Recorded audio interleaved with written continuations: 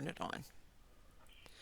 Okay, I had given this before, but because there is at least 825 videos out there now, I'm going to repeat it because it's pretty far back there, of how there was 12 evangelicals that went into Mexico. And I think I've told you this before. They went into Mexico and they preached that God was going to split America in half because Mexico was so poor that he was going to split it in half and give half to the Mexicans and half to the people. And my mind was just, wow. I said, how could you do this? What do you think you're doing? Don't you realize that the responsibility of those people belongs to those leaders, not you, not us? Don't you understand it's not our job to give just because they don't have, because of what they follow, what their religions are, what they do, that it's not our job to go and get. Our job is to do our own first. Now, I this is before America First. This is how I felt in spirit what God told me. And God told me that we owe it to our children in America to take care of them first and then go out and give and do. But nobody did that. What they did is they dumped our children, left them in the hands of pedophiles and devils, and then went out and said, oh, look at this multitude of these people we're saving in Africa, we're saving. And then some of them would sit down and say, well, it's a never-ending well. No matter what you give, you can never pull them out of the poverty that they're in. You know, and I said, don't you people know that you are a traitor to your family, to your children, to everything about you, and you are a traitor to your nation? This is not God's will. God's will is he had you born here for a reason.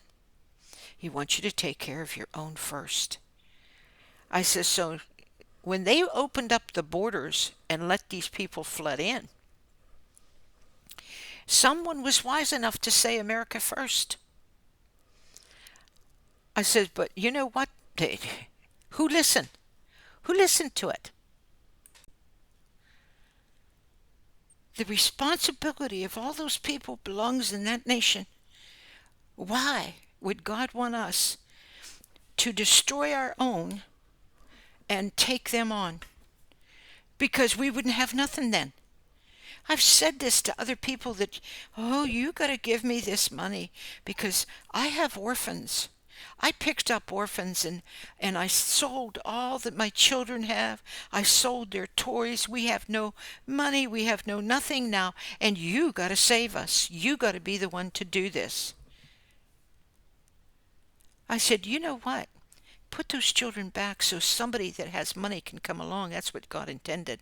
He didn't intend for you to steal from your children and go and take on something you can't handle. That isn't God. What's the matter with people? Oh, but we've got to save them. They're suffering. Yes, they are. But I'm not going to answer for it. I do what I can for what I've got right here, like God called me to. Mine first. America first. Then you have enough. Then you have enough to go and do something to help someone else. But if you totally dump everything and you think that everything's going to be okay because you gave and you gave and you gave because that's what you've been taught. If you want more, give, do. And what do we find out? It's these ministries that are supporting those floods. It's these ministries that are doing this. These rich ministries that have made themselves rich. What have they done it? They've done it on the backs of the poor. I don't know how many years ago the Lord told me this. The day was going to come where he was going to expose all of this.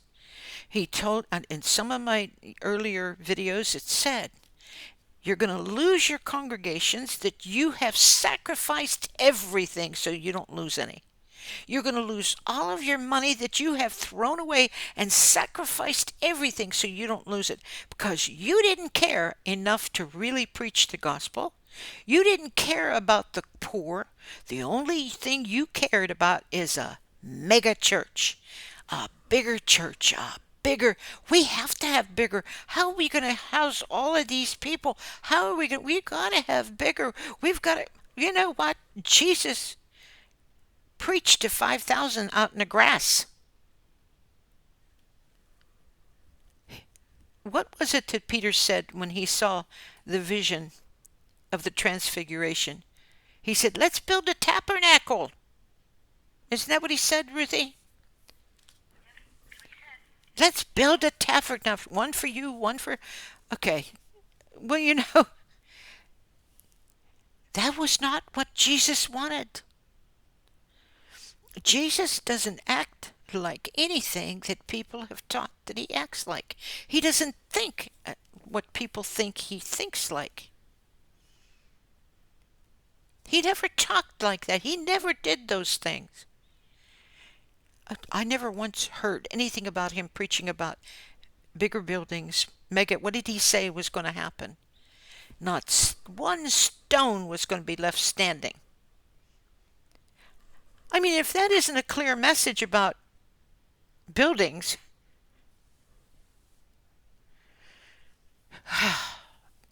I know, I'm stirred.